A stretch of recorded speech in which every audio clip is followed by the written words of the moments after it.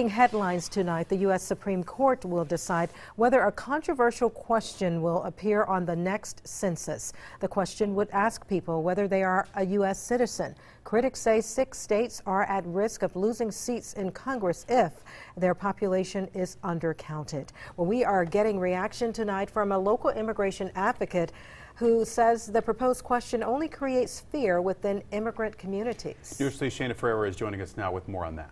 Ben, questions about U.S. citizenship status were on the census previously, but the question was dropped decades ago, and now the Trump administration is looking to bring it back for the 2020 census.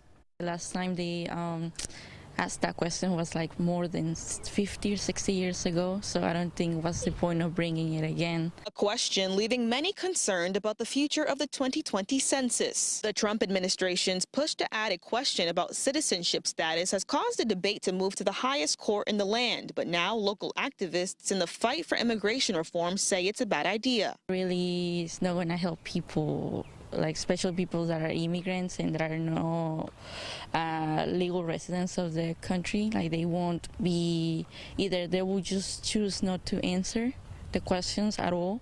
They might lie and say that they're citizens even though they're not, or they might just skip the question, and really it's not going to help to have an accurate data of people.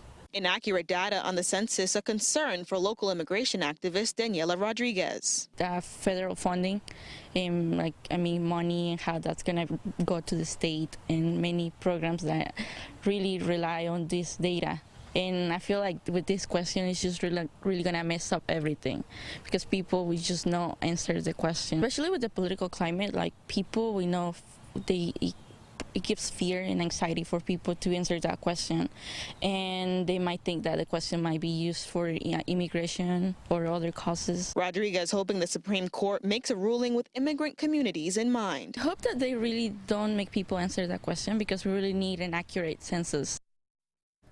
Now, those that challenge the president's proposal argue that an inaccurate census count will result in some states getting fewer federal dollars, and some states could lose a seat in Congress. News 3 will update you as soon as this decision comes down from Washington. Shana Ferreira, WSAV News 3.